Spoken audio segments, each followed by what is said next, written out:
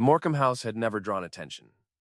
It stood quietly on its lane, accepted the way habits are accepted, without question.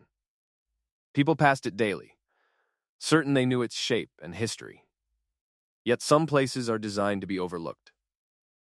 Some routines exist to protect what should never be hidden. This is a story about an ordinary house, a forgotten passage, and the cost of mistaking silence for peace. Chapter 1. The Staircase No One Mentioned. The house on Elderberry Lane had stood longer than anyone cared to remember. Its bricks were the color of old tea and rain. The roof sloped gently as if tired of holding itself upright. No one called it abandoned. That word felt too dramatic. The house was simply there, waiting, breathing quietly between newer homes that bustled with life and noise. Every morning, Mrs. Eliza Moreland passed it on her walk. She was not an old woman in the way people meant it cruelly. Her movements were careful, but not weak. Her eyes were sharp, though softened by habit. She walked the same route every day at the same hour. Past the bakery, past the post office, past the Morecambe house. She never stopped. She never looked directly at it. Yet she always slowed her step by a fraction, without realizing it. The Morecambe house had belonged to the same family for generations. That much was agreed upon. What was less agreed upon was what sort of people the Morecambes had been. Opinions differed, but never strongly. They had been quiet. That was the word most often used. Quiet people in a quiet house. Quiet was usually enough to end the conversation. That morning, the village felt unchanged. The sky hung low and pale. The air carried the smell of damp leaves and bread just pulled from the oven. Shop doors opened. Curtains shifted. Life moved as it always did. Inside the Morecambe house, Mrs. Harriet Dunn stood in the front hall holding a ring of keys. She had been the caretaker for nearly 15 years. She knew which floorboard creaked, which window stuck, which door needed a firm push before it would close properly. She knew the house the way one knows a routine, rather than a person. Today was different. The house was being prepared for viewing. Harriet told herself she felt nothing about this. Houses changed hands. Time moved forward. Yet as she unlocked the front door, her fingers lingered on the key longer than necessary. The lock resisted slightly. It always did. She pressed harder and felt the familiar click. The hall smelled faintly of polish and dust. Light filtered in through the tall, narrow window beside the door. It cast long lines across the floor that seemed to stop just short of the back wall. Harriet stepped inside and closed the door behind her. The silence was immediate. Not empty silence, but settled silence. The kind that had weight to it. She set her handbag down on the small table beneath the mirror. The mirror reflected her face and the hallway behind her. She adjusted her scarf without knowing why. The estate agent would arrive in an hour.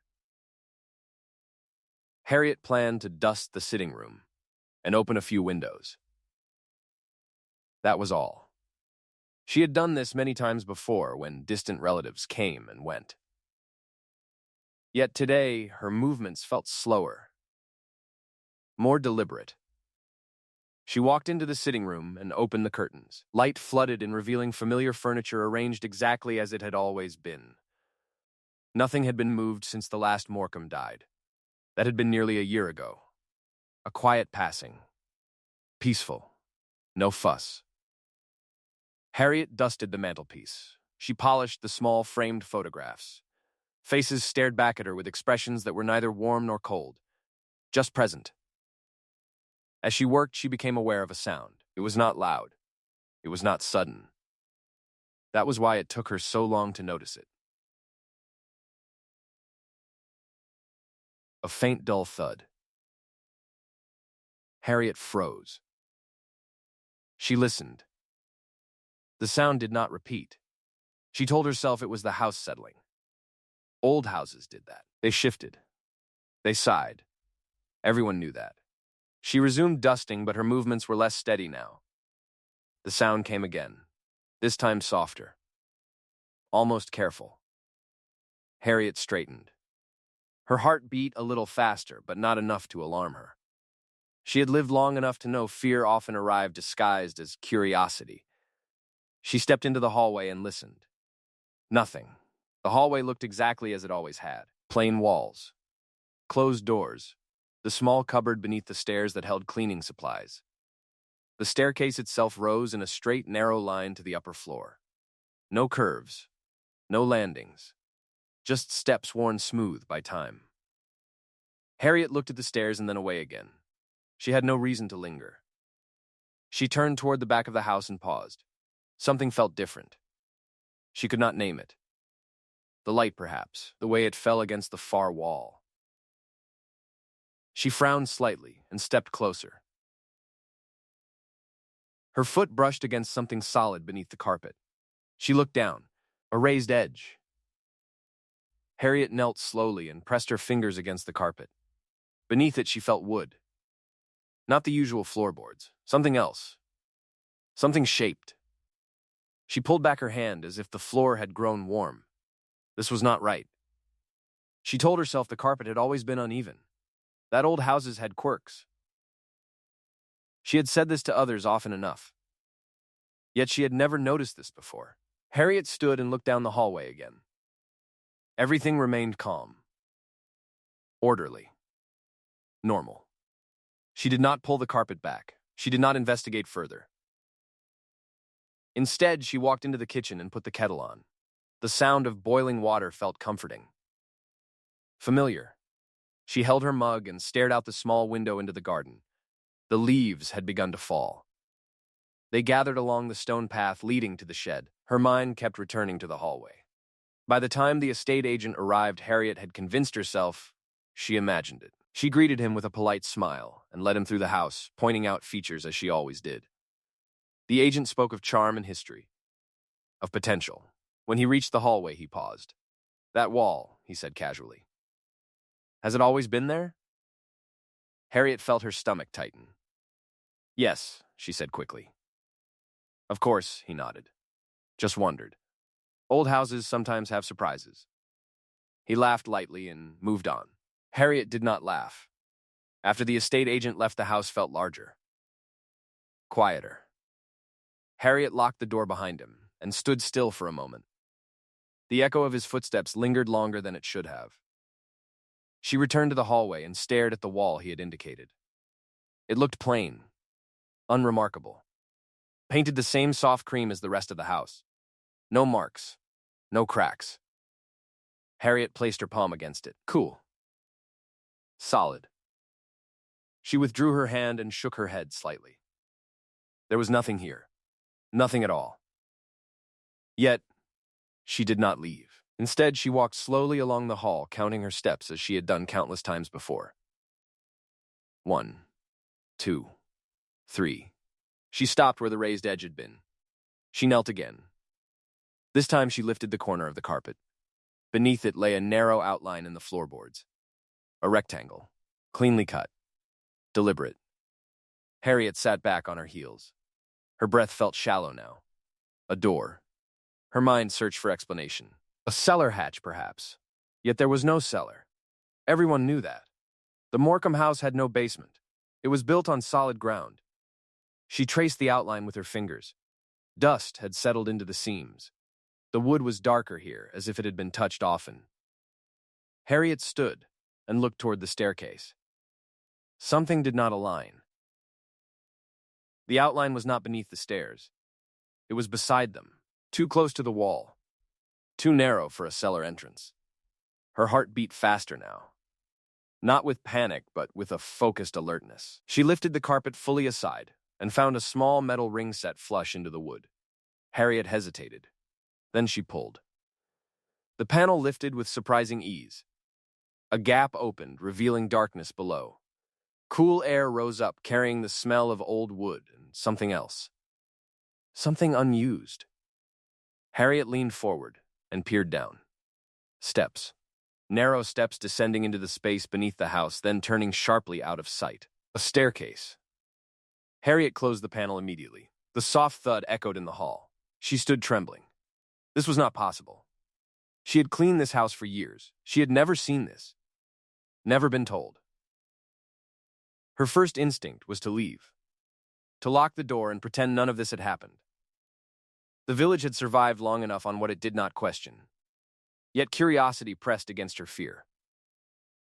Who knew about this? Why had it been hidden? She paced the hallway. Her footsteps sounded louder now. At the far end of the hall, she stopped again. She turned slowly. The wall beside the stairs no longer looked ordinary. It looked deliberate. She ran her fingers along it and felt a faint unevenness. A seam barely visible beneath layers of paint. A second door. Harriet stepped back. The staircase did not simply descend. It connected. Connected what? Her mind returned to the Morecambes. Quiet people. Private people. Always polite. Always reserved. They had entertained rarely, and when they did, guests stayed only in certain rooms. Harriet had accepted this without question. She thought of footsteps she had heard late at night while cleaning. Sounds she had dismissed. Doors she had found unlocked and locked again without comment. She sat on the bottom step of the main staircase and pressed her hands together. The house felt different now. Not hostile. Watchful. She did not open the wall door. Not yet. Instead, she replaced the carpet and smoothed it carefully. She made the hallway look exactly as it always had. When she finally left the house, she locked the door and stood on the front step longer than usual. Across the lane, Mrs. Eliza Moreland paused on her afternoon walk. She looked toward the house, and then at Harriet. "Everything all right, dear?" she called. Harriet smiled. "Yes," she said. "Just fine." Mrs. Moreland nodded and continued walking, though she glanced back once more before turning the corner. That evening lights flickered on across the village. Curtains closed. Teacups were set aside. Lives continued. Inside the Morecambe house, darkness settled quietly. Beneath the hallway floor, the hidden staircase waited as it always had. Unmentioned. Unquestioned. Still in use. Chapter 2, The Ordinary Day with Unusual Gaps. Harriet Dunn slept poorly that night. She did not have nightmares. She did not wake with a shout. It was worse than that.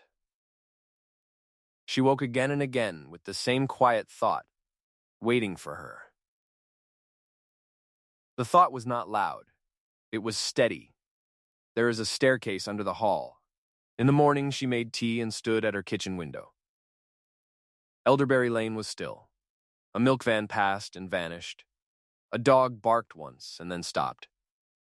The village did what it always did. It carried on. Harriet tried to do the same. She told herself she would not return to the Morecambe house today. She could call the agent and say she felt unwell. She could ask for another day. Yet she knew she would return, not because she liked trouble, not because she enjoyed secrets. She returned because the staircase had placed a question inside her mind. Once a question settles there, it is hard to live around it.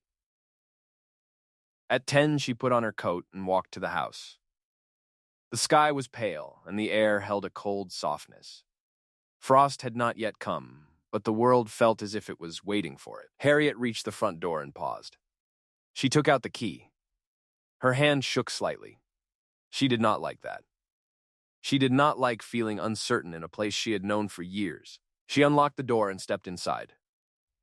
The house received her with the same silence as before. The hallway lay straight and calm. The carpet looked smooth. The walls looked plain. The staircase to the upper floor rose in its narrow line. Nothing hinted at the hidden space beneath the hall. Harriet stood very still. Then she did something she never did. She listened for a long time. At first, she heard nothing. Then she heard the house itself. A faint creak. A subtle tick. The quiet shift of old wood. These sounds were normal. They made sense. Then she heard a sound that did not. It was faint. It came from below. It was not the sound of a pipe, not the sound of wind. It was more like the soft brush of fabric against wood. A careful movement. Harriet held her breath. The sound stopped. She waited. No more sound came. The house returned to its usual stillness. Harriet felt her shoulders loosen and then tighten again. Relief did not last. Not today. She walked into the sitting room and opened a window. She dusted the mantel. She straightened a chair. She tried to behave like a person who had nothing to hide and nothing to fear. But she was not alone. Not in the way that matters. At 10:30, Mrs. Eliza Morland arrived. Eliza was not expected. Harriet saw her through the front window as she came up the path with steady steps. She wore a neat coat and a scarf that looked carefully chosen. She held a small basket in one hand. Harriet opened the door before Eliza could knock. "I hope I am not intruding," Eliza said. "No," Harriet replied too quickly. "Not at all." Eliza looked at her for a moment. Her gaze moved from Harriet's face to her hands and back again. She smiled. The smile was gentle. It did not pry. It simply waited. "I was passing," Eliza said, "and I thought I might bring you something warm. I made a few scones." It felt the sort of morning for them Harriet could not refuse. Refusing would make the moment sharper. Accepting kept it soft. "Thank you," Harriet said. "That is kind." Eliza stepped inside and glanced down the hallway as if she had stepped into a church. She did not speak at once. She let the quiet settle around them. Harriet led her into the kitchen. She put the kettle on. Eliza set the basket down and unwrapped the cloth. The scent of butter rose into the air. For a few minutes they spoke of harmless things: the weather, the agent, the small changes in the village. Eliza asked about the sale in a tone that sounded casual. Harriet answered carefully. "Eliza," Harriet said at last, "do you ever feel that people decide something is normal and then they stop seeing it?" Eliza paused as if she were tasting the words. "Yes," she said. "I think that happens often. It can be very useful. It can also be very dangerous." Harriet stared into her tea. "I found something," Harriet said. Eliza did not lean forward. She did not widen her eyes. She did not ask what it was in a hurried voice. She waited. That was what made her feel safe. Her attention did not push. It held. Harriet spoke quietly. She described the outline under the carpet. She described the ring. She described the steps descending into darkness. She did not mention the seam in the wall. She could not yet. That part felt too strange even to say out loud. When she finished, Eliza nodded once. "And you covered it again," Eliza said. "Yes," Harriet said. "I do not know why. It felt like the right thing. It felt like the house wanted it that way." Eliza looked at the kitchen door. Past it, the hallway waited. "How long have you been coming here?" Eliza asked. 15 years, Harriet said. "And in those 15 years," Eliza said, "did you ever hear footsteps when you were sure nobody was inside?" Harriet felt a small chill. "Yes," she said, "sometimes at odd hours. I told myself it was the boards. I told myself it was pipes. I told myself it was anything but footsteps." Eliza nodded again. "Did you ever notice that certain doors were never used?" Eliza asked. Harriet thought. Then she realized. The door at the end of the hall that led to the small back room. The room had always been locked. The Morcombes said it was storage. Harriet had never been asked to clean it. "Yes," Harriet said. "That door." "And upstairs," Eliza said. "The narrow cupboard by the second bedroom." Harriet frowned. "It is always empty," Harriet said. "But it smells of old cloth, like coats that were stored there once." Eliza took a sip of tea. Her hands were steady. "There are gaps," Eliza said. "Not in the building. In the story people tell about the building. If there is a hidden staircase, then there are two things we must consider: what it connects, and why it needed to remain unspoken." Harriet felt her throat tighten. "Do you think someone is using it?" Harriet asked. Eliza did not answer at once. "I think it has been used," Eliza said. "Recently, perhaps. Or often. But even if nobody uses it now, the fact that it exists means someone once needed it. People do not build secret staircases for no reason." Harriet stared at Eliza. "What should I do?" Harriet asked. Eliza smiled again. We begin with something very simple, Eliza said. We do not rush. We do not frighten ourselves with large ideas. We look for small facts, she stood. Show me where it is, Eliza said. Harriet led her into the hallway. The light from the window fell in long, pale strips.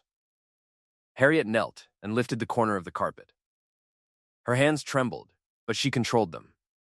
She pulled the carpet back and revealed the outline. Eliza knelt beside her. She did not touch it first. She looked. She studied the seams. She watched the dust. She saw what Harriet had not. There is a faint scuff here, Eliza said, near the ring. Something that has brushed it often. Harriet leaned closer and saw it. A slight polish in the metal. A place where fingers had gripped it again and again. Eliza pressed her fingertips to the wood around the panel. It is warmer here, Eliza said. Warmer, Harriet repeated. Yes, Eliza said. Not much, but enough to suggest air movement, or a space that is not as cold as a sealed void should be. Harriet felt her pulse quicken. Eliza lifted the ring. The panel opened smoothly. Dark steps waited below like a held breath. Eliza did not descend. She only looked and listened. For a moment, nothing happened. Then a sound came. Very faint. From somewhere below and to the right. A soft click. Like a latch. Being tested. Harriet pulled back. Eliza closed the panel calmly. She smoothed the carpet back into place as if she were tidying a room. Then she stood and looked at Harriet. Now we know something important, Eliza said. What? Harriet whispered. Elusive things make noise when they think nobody is listening, Eliza said. Something down there responded to the opening. That suggests awareness. It suggests habit. Harriet swallowed. What do we do now? She asked. Eliza looked toward the front door as if measuring the world beyond it. We do not confront, Eliza said. We observe. We learn who benefits from silence. We learn who has keys. We learn who knows more than they admit. We will do it gently. Like knitting. One stitch at a time. Harriet tried to breathe. Outside, a car passed slowly and then drove away. Inside the Morecambe house, the hallway looked normal again. Yet the normal now felt like a mask. And masks always slip eventually. Eliza did not leave at once. She walked through the house with Harriet as if she were a potential buyer. It gave them a reason to move room to room. It gave them a calm excuse to look closely. In the sitting room, Eliza paused near the fireplace. Tell me about the last Morecambe, she said. Mr. Edwin Morecambe, Harriet replied. He lived alone at the end. He had staff once, but not in later years. He kept to himself. Did he receive visitors? Eliza asked. Few, Harriet said. A solicitor sometimes. A man from the bank. One cousin came twice. That is all. Eliza studied the mantel. Her gaze rested on a small clock. It had stopped at 3:15. Why is the clock not wound? Eliza asked. Harriet blinked. It has been stopped since he died, she said. People often stop clocks when someone passes, Eliza said. It is a way of marking a moment, but this clock is stopped at a time. That time might matter. Or it might be nothing. We keep it in mind. They moved into the dining room. The table was set with a cloth, though nobody had eaten there for months. Harriet had kept it tidy out of habit. Eliza touched the back of one chair. This chair is more worn, Eliza said. Not the one at the head. The one near the window. Harriet looked. It was true. The polish on the arm was faintly rubbed. He used to sit there, Harriet said, so he could see the garden. Or so he could watch something, Eliza said softly. They walked toward the back of the house. Harriet hesitated at the locked door. That is the storage room, she said. Eliza looked at the lock. Then she looked at Harriet. Do you have the key? Eliza asked. Harriet opened her handbag and showed her key ring. There was no key for that lock. He kept it, Harriet said. Or someone did. Eliza nodded. Locked rooms are like closed mouths, Eliza said. They keep the same secret. We do not force them. We wait until they open on their own. or until the person who owns the key grows careless. Harriet felt a small relief. Forcing things felt dangerous. Waiting felt safer. They went upstairs. The landing smelled of lavender and old paper. Sunlight slipped through a small window and lay on the floorboards. Eliza walked slowly and listened with each step. In old houses there are patterns, Eliza said. A person walks the same routes. They wear the same boards.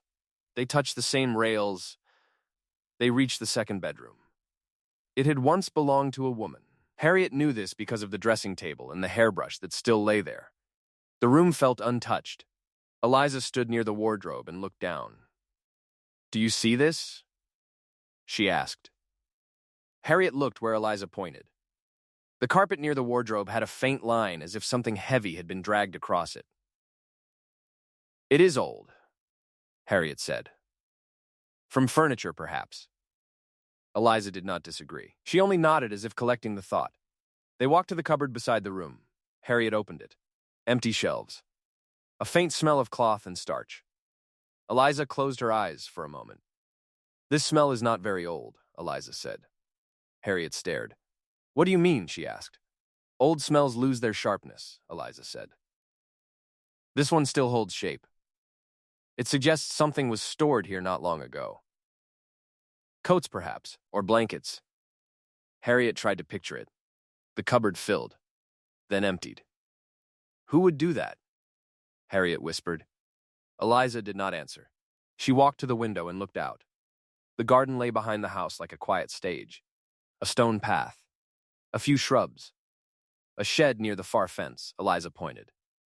"Do you see the shed door?" she asked. Harriet narrowed her eyes. "It is slightly open," Harriet said. "Did you leave it that way?" Eliza asked. "No," Harriet said quickly. "I always close it." Eliza nodded.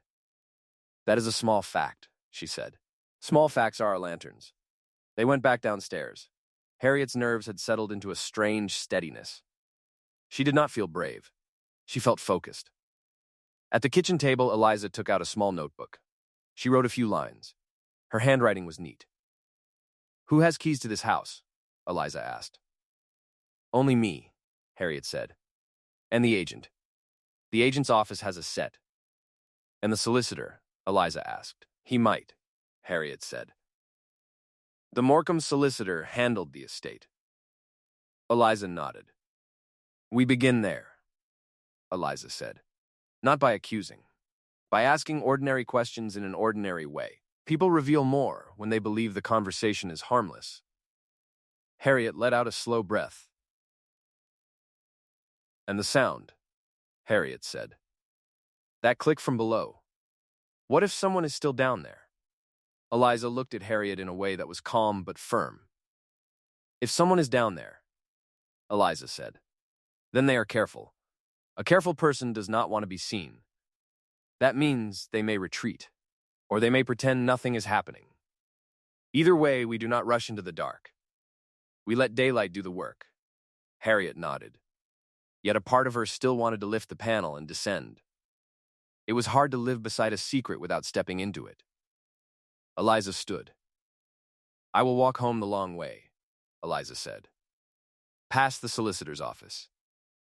Past the agent. I will listen. I will ask small questions. I will return later with what I learn." Harriet followed her to the front door. When Eliza stepped outside, she paused on the threshold and looked back into the hallway. "There is one more thing," Eliza said. "What?" Harriet asked. Eliza lowered her voice. "People who hide staircases often hide time as well," Eliza said. "If you hear the sound again, then note the hour. Note the minute. Routine is the enemy of secrecy." Harriet nodded. She watched Eliza walk away with her steady steps. Harriet closed the door and locked it. Then she leaned against it for a moment. The house felt quieter now that Eliza had gone, yet it also felt less lonely, like a light had been left on somewhere. Harriet returned to the hallway and stood over the spot where the panel lay hidden. She listened. Minutes passed. Nothing. She moved to the kitchen and washed a cup that was already clean. She wiped the counter. She tried to behave normally. Then at 3:15, she heard it. A soft thud beneath the hall. Harriet froze. Her hands stopped moving. Water dripped from her fingers. A second thud came. Then a faint scrape. Slow and careful. Harriet stepped into the hallway. The sound stopped as soon as she entered. She remembered Eliza's words. Note the hour. Note the minute. It was 3:15. Harriet stared at the sitting room clock in her mind. The stopped clock on the mantel. The hands frozen at the same time. Her stomach tightened. This was not random. This was a habit. Something had moved beneath the house at the exact moment the clock had stopped long ago. Harriet backed away from the hallway and returned to the kitchen. She forced herself to breathe. She forced herself to move. She did not open the panel. She did not call out. She did not make a sound that could travel downward. Instead, she did what Eliza would do. She observed. She waited. Outside, the village continued. A bicycle rolled by. A child laughed somewhere in the distance. A door closed. The world remained ordinary. Inside the Morecambe house, the ordinary had begun to show its gaps. And through those gaps, the hidden staircase was starting to speak. Chapter 3, The Discovery Behind the Wall. Harriet Dunn did not return home that night. Instead, she slept in the small spare room above the Morecambe kitchen. She told herself it was practical. The house needed watching. The sale was near. She did not want strangers wandering in after hours. All of this sounded sensible. None of it explained why she felt safer staying inside the very place that unsettled her. She lay awake listening. The house breathed. Wood cooled. Pipes clicked faintly. Somewhere, a branch brushed against glass. These were familiar sounds. She had learned them over years. They formed a pattern she trusted. Just after 3, the pattern shifted. The sound came softly, a measured movement beneath the hall. A single step, then another. Not hurried, not clumsy. It sounded practiced. Harriet sat up in bed. She did not move toward the door. She waited. The sound stopped. She checked her watch. 3:16. The clock downstairs had stopped at 3:15. Her mouth felt dry. At dawn, she rose and made tea. The light that entered the kitchen was pale and forgiving. Morning always made things feel less threatening. She almost laughed at herself. Almost. By 9, Eliza Morland arrived. She did not knock.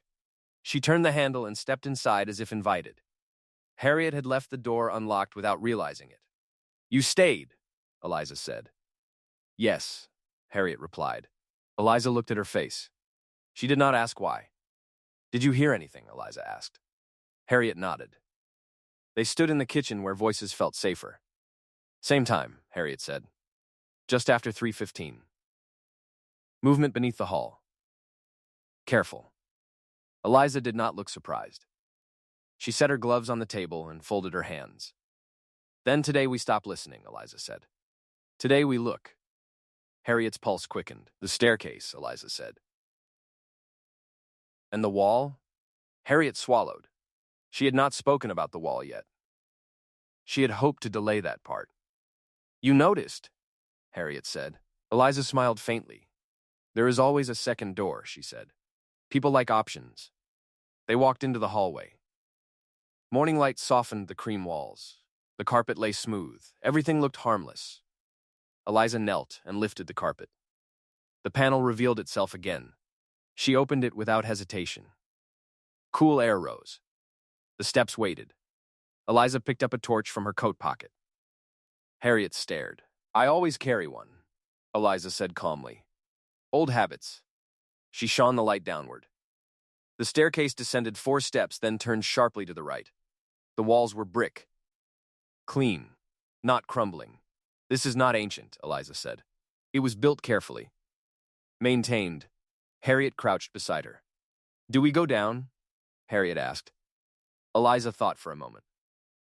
"No," she said. "Not yet. We still know too little. First we understand what it connects." She stood and replaced the panel. Then she moved to the wall beside the main staircase. The seam was nearly invisible. Harriet wondered how she had missed it for so long. Or perhaps she had seen it without knowing she saw it. That was often how secrets worked. Eliza pressed gently along the wall. Her fingers paused at a place where the paint was faintly uneven. Here, Eliza said. She pressed. The wall shifted inward with a soft sigh. A narrow door opened. Harriet gasped before she could stop herself. Behind the door lay a second staircase, narrower than the first. Steeper, it rose upward and downward, both disappearing into shadow. The air that drifted out smelled faintly of dust and old paper. This is the connection, Eliza said. Vertical. Discreet. Harriet felt dizzy. This staircase, Harriet said. It connects the lower space to the upper rooms. And perhaps beyond, Eliza said. She shone the torch upward. The light revealed steps leading toward the second floor. Harriet recognized the angle. The cupboard, Harriet whispered. Beside the bedroom. Eliza nodded. And downward, Eliza said, likely into the space beneath the house. The hidden steps we saw earlier. Harriet backed away slightly. They built a private route, Harriet said, so someone could move unseen. Yes, Eliza said, and unnoticed. They stood quietly. The open wall revealed something the house had kept for decades. Yet the house did not feel angry. It felt relieved. We close it, Eliza said. She shut the door gently. The wall returned to its seamless calm. Harriet leaned against the banister. Who would do this, she asked. Eliza met her gaze. Someone who needed to move without being observed, she said. Someone who benefited from routine and trust. Harriet's mind raced through faces. The Morcombs, visitors, servants long gone. None of it settled yet. Let us test something, Eliza said. She moved to the sitting room clock. She wound it carefully. The clock began to tick. Harriet's heart thudded. If the movement below is tied to the stop time, Eliza said, then changing the pattern may change the behavior. They waited. Minutes passed. No sound came. Eliza nodded. This staircase, she said, is not merely hidden. It is scheduled. Harriet shivered. They left the clock running. Eliza insisted. If someone depends on that moment, she said, they will notice the change. They moved through the house slowly. Eliza pointed out things Harriet had seen for years without understanding. Scuffed boards near the second bedroom door. A faint groove in the banister where a hand had rested often. The cupboard that no longer held coats but remembered them. This was a path, Eliza said. Used repeatedly. Not recently, perhaps. But not forgotten. At midday, the solicitor arrived. Mr. Julian Breckett was polite. Smooth. His voice held reassurance. He had handled the Morcom estate for decades. I was surprised to receive your call, he said to Eliza. I did not realize there were concerns. Oh, none at all, Eliza said warmly. Only curiosity. Old houses invited. Breckett smiled. Yes, they do, he said. They sat in the dining room. Tea was poured. Eliza spoke of the sale, of the history, of maintenance. Then she asked gently, were there any renovations made in the later years? She asked. Quiet improvements. Breckett hesitated. Only for a moment. There were some alterations, he said. Minor. What sort? Eliza asked. A reinforcement beneath the hall, he said. Mr. Morcom was concerned about drafts. Eliza nodded, as if satisfied. And internal access routes, she said. Breckett's cup paused halfway to his mouth. I am not sure what you mean, he said. Hidden staircases, Eliza said calmly. Silence stretched. Harriet watched Breckett's face. The pleasant mask did not crack. But something behind it shifted. I believe, Breckett said slowly, that certain aspects of the house are best left undisturbed. Eliza smiled. Undisturbed by whom? She asked. Breckett set his cup down. By those who do not understand them, he said. Eliza leaned back. Understanding often begins with light, she said. And we have found several dark places. Breckett's eyes flicked toward the hallway. Just once. Harriet noticed. You knew, Harriet said quietly. Breckett looked at her. I knew there were private features, he said. They were designed to protect. Protect what? Harriet asked. Beckett did not answer. At that moment, a sound came from the hallway. A soft thud. All three turned. The clock on the mantel chimed softly. 3:15. The sound beneath the house followed. A scrape. A careful movement. Beckett's face drained of color. Eliza stood. "It seems," she said, "that someone is still following the old schedule." Harriet's heart pounded. "Who?" Harriet whispered. Eliza looked at Beckett. He swallowed. "There was an arrangement," he said. "Years ago. A person who needed access. A relative who could not be seen." "Why?" Harriet asked. "Because the truth would have destroyed the family," Beckett said. And the village, the sound beneath them grew closer. Footsteps ascending. Eliza raised a hand. "We will meet them," she said. Calmly, the wall door shifted. It opened slowly. A man emerged. He was thin, pale, older than Harriet expected. His clothes were neat but worn.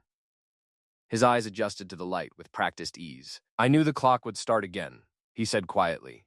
"It always does eventually." Harriet stared. "Who are you?" she asked. The man looked at her. "I am the part of the story that was hidden," he said. Eliza stepped forward. "And now," she said gently, "the house has decided it is time to speak." The man did not resist. He did not run. He simply stood in the hallway where he had never stood before. Outside Elderberry Lane carried on as always. Inside the Morecambe house, the hidden staircase had delivered its truth into daylight, and nothing that had once felt normal would ever feel quite the same again. Chapter 4: What the Staircase Connects. The man stood in the hallway as if he had stepped out of a different century. The light from the tall window touched his face and revealed details that darkness had been kind enough to hide. He was not young. He was not as old as the village myths would have made him. He carried himself like someone who had learned to move without drawing attention. Even now, with Harriet and Eliza watching him, he held his shoulders slightly inward, as if trying to fit into the smallest space available. Harriet's first impulse was to speak sharply, to demand answers, to name the fear and force it into a simple shape.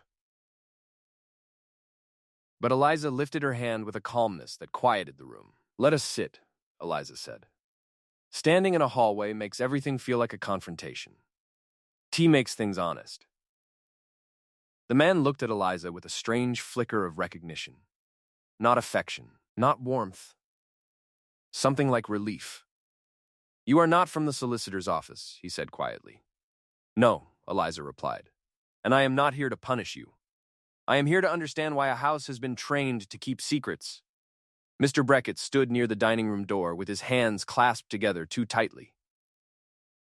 The polished confidence in his voice had drained away, leaving only caution. Harriet watched them all, feeling as if her familiar duties had been rearranged into a different life. The Morecambe house was no longer simply a place to clean. It was a stage that had been used for years without an audience. Now, at last, the curtain had lifted. Eliza led them into the sitting room. The curtains were open. The clock ticked steadily. Harriet noticed that the hands had moved past 3:15 without incident now, as if the house itself had shifted its routine the moment the hidden man stepped into daylight. The man sat at the edge of the sofa, careful not to lean back. His eyes wandered over the furniture as if he had not seen it properly in years. Harriet poured tea with hands that were steadier than she expected. She placed a cup in front of the man. He stared at it as if unsure whether he was allowed. "You may drink," Harriet said, her voice gentler than she intended. He nodded once and wrapped his fingers around the cup. Eliza sat opposite him. Mr. Beckett remained standing. "Your name," Eliza said softly. The man hesitated. "Daniel," he said. "Daniel Morecambe." Harriet's breath caught. The name sounded too familiar and too impossible at once. "There were no children," Harriet whispered. "The family line ended with Mr. Edwin." Mr. Beckett closed his eyes briefly as if the words pained him. "That is what the village believes," he said. Daniel lifted his gaze. "It was easier," he murmured. "Easier for them. Easier for everyone." Eliza's voice remained calm. Easier is often the word people use when they mean cowardly. she said. But we will not begin with judgment. We will begin with facts. Daniel Morcom. How long have you lived inside this house without being seen? Daniel's mouth tightened. He took a small sip of tea as if borrowing time. Since I was 19, he said. I am 58 now. Harriet felt the room tilt slightly. 39 years. That was longer than Harriet had been an adult. Longer than she had lived in the village. You have not left, Harriet said. Daniel looked down at his hands. I have, he said quietly. At night. Sometimes. Not often. Always carefully. Always by routes that did not cross the lane. Eliza nodded as if she had expected this. The staircase to the garden, she said. Daniel glanced at her sharply. You found it, he said. We found the stairs, Eliza replied. We have not yet seen where they lead. And we will. But first, tell us the simple reason. Why were you hidden? Daniel's eyes flicked toward the wall beside the main staircase, as if the hidden door still existed in his mind even when closed. My father, Daniel said. Mr. Arthur Morcom. He was not the quiet man people remember. He was careful. He was proud. He believed the family name mattered more than the truth. Mr. Beckett shifted, uncomfortably. Daniel continued, his voice steady now that the first line had been spoken. When I was 19, I made a choice, he said. I wanted to marry. Not for money. Not for position. I wanted a life that felt ordinary. My father refused. He said it would embarrass the family. He said it would ruin everything. I argued. I threatened to leave. Harriet listened, seeing the scene in her mind. A young man in a hallway. A proud father. Voices contained by thick walls. What happened? Harriet asked. Daniel's lips pressed together. My father did not strike me, he said. Nothing like that. He did not need to. He locked me into a story. He told the village I had gone abroad. He told the relatives I was unstable. He told the servants to speak of me as if I were a shameful rumor. Eliza's eyes did not leave Daniel's face. And then, Eliza said. Daniel inhaled slowly. And then he showed me the staircase, he said. He said he had built it for emergencies. He said that if I insisted on being foolish, then I could do it quietly. He said I could live here, supported, unseen, until I came to my senses. He said it would be temporary. Harriet felt a cold wave pass through her. Temporary. That word could stretch into decades with frightening ease. You agreed, Harriet said, unable to keep the disbelief from her voice. Daniel looked at her and there was no anger. Only weariness. What choice did I have? He said. If I left, he would have called me mad. He would have had me taken away. He had that power. If I stayed, at least I knew the walls. At least I knew where I was. Mr. Beckett finally spoke. There were financial arrangements, he said quietly. Private funds. A trust. It was meant to keep him safe. Eliza's gaze flicked toward Beckett. Safe from what? She asked. Beckett swallowed. From scandal, he admitted. Eliza's expression did not change, but Harriet felt the sharpness behind her calm. Scandal is a strange word, Eliza said. It can mean anything from true crime to mere inconvenience. In this case, it seems to mean a young man wanting a life of his own. Daniel's fingers tightened around the cup.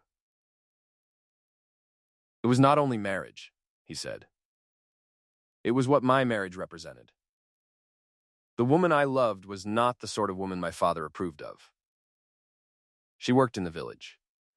She had no grand family name. She had a kindness that frightened him because it could not be controlled.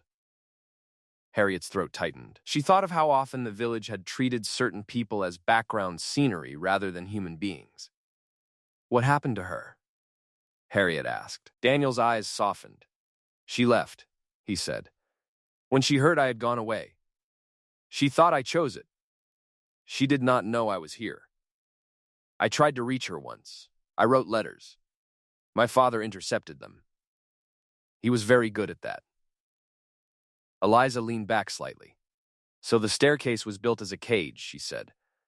And the village was trained to forget you. Daniel nodded. I was fed, he said. I was clothed. I had books. I had the garden at night. It could have been worse. But it was still a life that did not belong to me. Harriet tried to imagine living behind walls while the world outside continued. She could not. And Edwin, Harriet asked. Mr. Edwin Morecambe. Did he know? Daniel's mouth tightened again. He knew, he said. Not at first. Later. When father grew old and tired, he told Edwin everything. Edwin was not cruel. He was weak. He did not want trouble. He learned to live with the secret the way people live with a leak in the roof. They place a bucket beneath it and pretend it is solved. Eliza nodded slowly. And after Edwin died, she said. Daniel looked down. There was a schedule, he said. 3:15. A small ritual. I would move then. I would check the passage. I would make sure the latch still worked. It kept me steady. It kept time from vanishing completely. Harriet glanced at the clock. Its steady ticking felt almost loud. And the storage room, Eliza asked. The locked back room. Daniel's eyes lifted. That is where the papers are, he said. The ones father hid. The ones Edwin never touched. They are the reason Mr. Beckett looks as if he might faint. Mr. Beckett's face tightened. That room contains private family documents, he said. Eliza's tone remained gentle. And private wrongdoing, she said. Daniel's hands trembled slightly now. I do not want revenge, he said. I do not want the village to point and whisper. I only want to stop living like a shadow, and I want the truth to be handled properly. Harriet felt something shift inside her. Daniel was not a villain creeping through secret stairs. He was a man who had been stored away like an embarrassment. Eliza stood. Then, we will open the locked room, she said. We will read what has been hidden. We will see what the staircase connects, not just in wood and brick, but in choices and consequences. Harriet looked at the lock at the end of the hallway, imagining a key turning for the first time in years. Mr. Beckett's voice became small. I do not have that key, he said. Daniel looked at him. My father kept it, he said. Then Edwin. After Edwin died, the key went into the hidden passage. It is there, where it always was. Eliza nodded. Then we used the staircase, she said, for what it was never meant to do. We use it to bring the truth out. Harriet's heart beat steadily now, no longer racing but preparing. They moved into the hallway together. Eliza opened the hidden wall door. The staircase waited, narrow and silent. And for the first time, Daniel stepped toward it with his head held a little higher, as if he were finally walking a path that belonged to him. The hidden staircase felt different when Daniel led the way. Harriet had imagined it as a cold throat of stone and darkness. Yet as they stepped inside, she felt the steady shape of craftsmanship. The air was cooler, but not rotten. The steps were worn in the center, which meant years of feet had passed here. Not running. Not panicking. Simply moving in quiet repetition. Eliza held the torch. Its beam moved across brick walls and exposed beams. The light revealed a narrow landing where the stairs split. One path climbed. The other descended. We go down first, Eliza said. Daniel nodded. The key is kept below. Harriet followed, keeping her hand on the wall for balance. Each step felt like a boundary being crossed. Behind them, the sitting room existed with its ticking clock and its orderly furniture. Here, the house held its breath. The staircase descended and turned. The air grew colder. Harriet smelled earth and stone, and underneath that, faintly, the scent of old paper. At the bottom, they reached a narrow corridor running beneath the hallway. It was not a cellar. It was more like a secret spine. The walls were brick. The floor was packed earth with a narrow wooden boardwalk laid across it so that feet would not leave clear prints. Harriet's stomach tightened. That boardwalk, she whispered, so someone could move without leaving marks. Daniel glanced at her, his expression apologetic. Yes, he said. Father thought of everything. The corridor ended at a small alcove where a low table stood. On the table lay an oil lamp, a stack of books, and a tin box.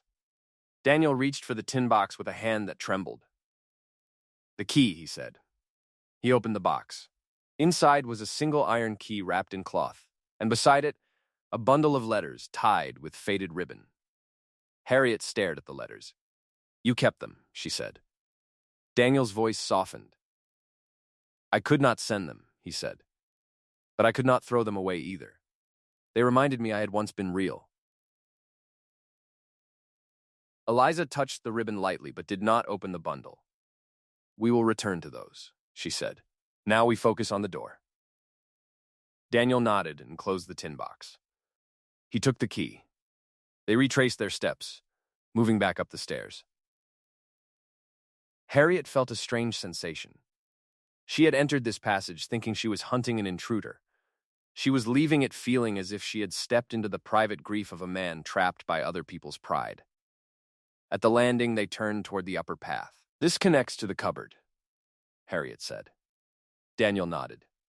And beyond it, to the back room. Eliza's eyes narrowed slightly. Beyond the cupboard, she repeated. So the back room is accessible from the hidden staircase, not only from the hall. Yes, Daniel said. Father did not want servants to notice activity in the hallway. If someone needed to go into the room, they did it from within the walls. Harriet pictured it. The locked door at the end of the hall. The secret route behind the wall. A second entrance above, tucked neatly beside a bedroom. The whole system built not merely to hide a man, but to hide movement itself. They reached the upper landing. Daniel pressed against a section of wall, and a small panel opened into the cupboard Harriet knew so well. From the outside, it had always appeared empty. From inside the passage, it revealed a narrow shelf where a person could step through if careful. Harriet climbed out into the cupboard. Then Eliza. Then Daniel. The ordinary landing outside looked unchanged. The carpet lay neat. The air smelled of lavender. Yet Harriet could no longer believe in it the way she once had. They moved quietly down the hall to the locked back room door. Harriet had passed it countless times without turning her head. Now it seemed to lean toward her. Daniel inserted the key. The lock turned with a reluctant groan, as if it had grown used to refusal. The door opened.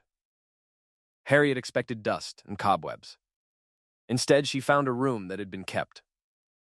Not clean, but maintained. Shelves lined the walls. Boxes were stacked neatly. A desk stood near the window with papers arranged in piles. The curtains were closed, but the air was not stale. Eliza stepped inside and shone the torch across the desk. This was used, she said. Not long ago. Daniel's mouth tightened. Edwin came here, he said. Sometimes. He would sit. He would read. He would sigh. Then he would leave it all exactly as it was. Harriet moved closer and saw what Eliza meant. The desk blotter showed faint marks as if someone had written there repeatedly. A pen lay in a small tray. The ink bottle was not dried out. Eliza opened a drawer gently. Inside lay ledgers, folded documents, and a sealed envelope with a red wax stamp. She did not break the seal. She looked at Mr. Beckett instead. Beckett stood in the doorway as if the threshold might burn him. You said you did not have the key, Eliza said. I did not, he replied, voice strained. But you knew what was kept here, Eliza said. Beckett swallowed. I had suspicions, he said. That is all. Eliza lifted one ledger. She opened it. The pages were filled with careful handwriting. Numbers, dates, names. Harriet felt a slow chill. What is it? She asked. A record, Eliza said, of money moved quietly, funds placed here and there, payments made to keep someone silent, payments made to keep someone unseen. Daniel's face went pale. I was told it was a trust, he whispered. For safety. Eliza turned another page. It was a trust, she said. And more than that, it appears your father used the family wealth to buy silence beyond these walls. He paid for people to forget. He paid for stories to be repeated until they became truth. Harriet's mind raced. She thought of villagers who had once worked for the Morcombes, people who had moved away suddenly, people who had stopped speaking about certain topics. Eliza reached for a box on the shelf. Inside were documents tied in bundles, each bundle labeled in a firm hand. Harriet read one label aloud. Correspondence. Medical. Daniel's lips pressed together. He wanted me declared unfit, Daniel said quietly. He wanted proof he could show if I ever tried to leave. Eliza's expression remained calm, but Harriet could sense her anger beneath it, contained and focused. Eliza opened the bundle carefully. Inside were letters with official headings. Harriet did not read every word, but she saw enough. Recommendations. Assessments. Polite phrases that carried sharp consequences. Mr. Beckett cleared his throat. Miss Moreland, he said, we must be careful. These are old documents.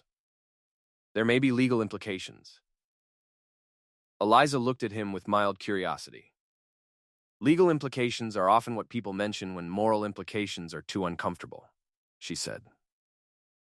Beckett flinched. Daniel stepped further into the room and moved toward a small cabinet. He opened it and pulled out a folder. His fingers moved with familiarity, as if he had touched it before but never dared to open it fully. This, he said. This is what Edwin feared. He opened the folder and withdrew a photograph. Harriet leaned closer. It showed a young woman standing near the Morcombe garden. Her hair was pinned back. She wore a simple dress and a small smile that looked like sunlight. She stood beside a young man whose face was unmistakably Daniel's, though younger, freer. Harriet's throat tightened. You kept this here, Harriet whispered. It was taken by the gardener, Daniel said softly, before everything changed. Eliza gently took the photo and set it on the desk. This woman, Eliza said. What was her name? Daniel's voice was barely audible. Clara Finch, he said. She worked at the bakery. She used to bring bread to the house. Father called her improper. Edwin called her unfortunate. I called her my future. Harriet felt tears threaten, but she did not let them fall. This was not a moment for softness alone. It was a moment for steadiness. Eliza opened another envelope, this one already unsealed. She read quietly, then looked up. There is a letter here dated 12 years ago, she said. It is from Clara. Daniel's head snapped up. She wrote, he said. Eliza nodded. She did, she said. She wrote to Edwin. She said she had learned you did not go abroad. She said she had heard rumors. She begged him to tell her the truth. Daniel stared, stunned. I never received it, he whispered. No, Eliza said. It remained here. Daniel's breath shook. What did Edwin reply? He asked. Eliza flipped to the next page. He did not, she said. He kept it. He kept everything. He did what weak people do. He preserved the problem instead of solving it. Harriet looked at Beckett. You knew, she said. You let it stay hidden. Beckett's voice became defensive, but it sounded thin. It was not my place, he said. The family instructed discretion.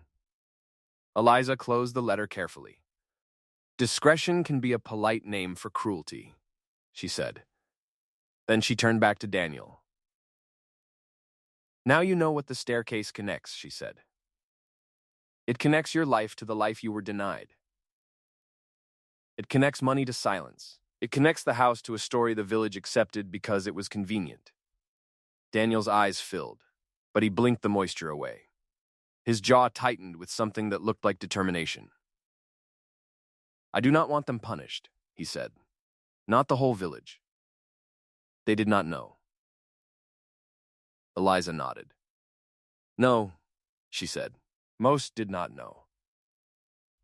But someone did. And someone continued the schedule after Edwin died.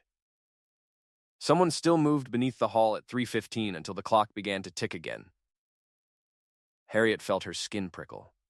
You think someone else used the staircase, she said. Eliza's gaze moved across the room, pausing on the ink bottle, the pen, the undried lamp. Yes, Eliza said. And I believe we will soon learn who. Because this room has been visited. Recently.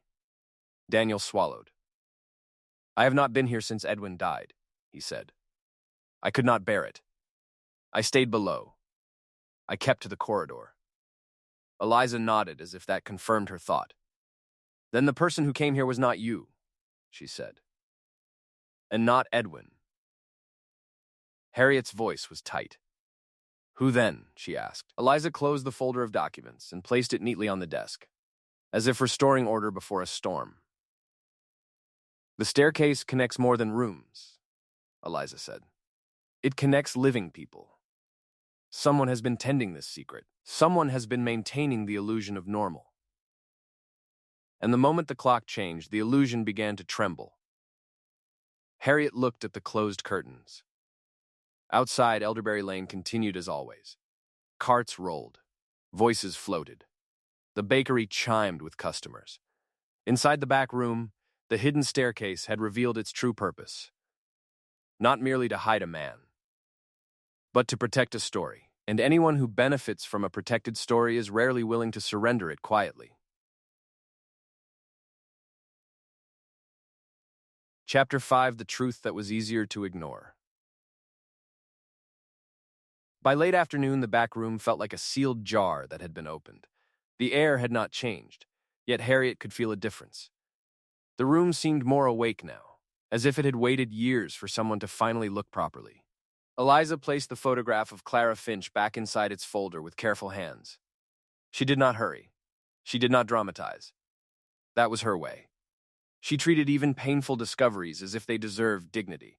Daniel stood near the desk, his eyes fixed on the closed curtains. He looked like a man trying to remember how to stand in ordinary light. Harriet remained by the doorway with her hand on the frame. She was not blocking anyone. Yet part of her wanted to. A locked room had been opened, and Harriet now understood why locks were comforting. Locks promised boundaries. Truth did not. Mr. Beckett cleared his throat again. His face had regained a little color, but his composure was strained. We cannot simply remove documents from the estate, he said. There are legal obligations. Eliza looked at him as if he were speaking about the weather. We are not removing them, Eliza said. We are reading them. There is a difference. Beckett shifted. These are delicate matters. They are ordinary matters made delicate by silence, Eliza replied. Harriet watched Daniel. He had not spoken since the letter from Clara was mentioned. His fingers hovered near the folder as if he wanted to open it again and could not bear it. Eliza softened her voice. Daniel, she said. You said someone has been maintaining this secret after Edwin died. You said you did not come into this room. That means someone else did. We must consider who could do that. Daniel swallowed. Only someone with access. And access means keys, Harriet said. Eliza nodded. Keys or knowledge. Some doors open if you know where to press. Harriet glanced toward the hidden wall door beyond the hallway. She could almost feel it behind the plaster. It no longer seemed like part of the house. It seemed like an extra layer of the world. Eliza stepped to the desk and picked up the ink bottle. She held it to the torchlight. The ink is still fluid, she said. This is not a bottle untouched for a year. Beckett exhaled sharply. Perhaps Harriet has been in here without remembering. Harriet's cheeks warmed. I have never had the key. You know that... Eliza turned her gaze to the paper stack. The top page held a few words, a list more than a letter. It was written in a neat hand. Harriet leaned closer. The words were simple. Lamp oil, matches, bread, milk, soap, candle ends. It was dated. 2 weeks ago. Harriet felt a slow throb in her temples. Someone made a shopping list for a room nobody admits exists. Daniel stared at the page as if it were an accusation. I did not write that, he said. Eliza placed the page back down. No.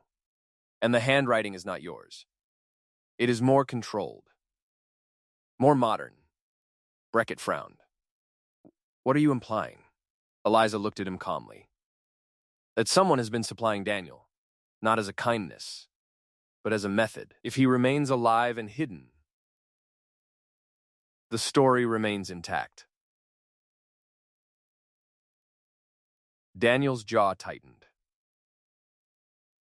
I can supply myself, yes, Eliza said gently. At night. Rarely. But these supplies were meant for someone who lives here in the walls, not simply visits them. Someone wanted you to stay contained. Harriet felt a surge of anger that surprised her. She had spent years believing this house held only dust and memory. Now she learned it had held a man. She spoke before she could reconsider. Who would do that? Harriet asked. Edwin is gone. Arthur is gone. Why keep the secret now? Eliza's expression became thoughtful. Because the secret is not only about Daniel, she said. It is about what the secret protects. Money, reputation, inheritance, perhaps something else. Beckett stiffened. The estate is straightforward. Eliza raised her eyebrows slightly. Straightforward estates rarely require hidden staircases and sealed rooms. Beckett's lips pressed thin. He looked toward the open doorway as if he might leave. At that moment, a sound came from the hallway. It was very faint, a soft click. Harriet's breath caught. She knew that sound now.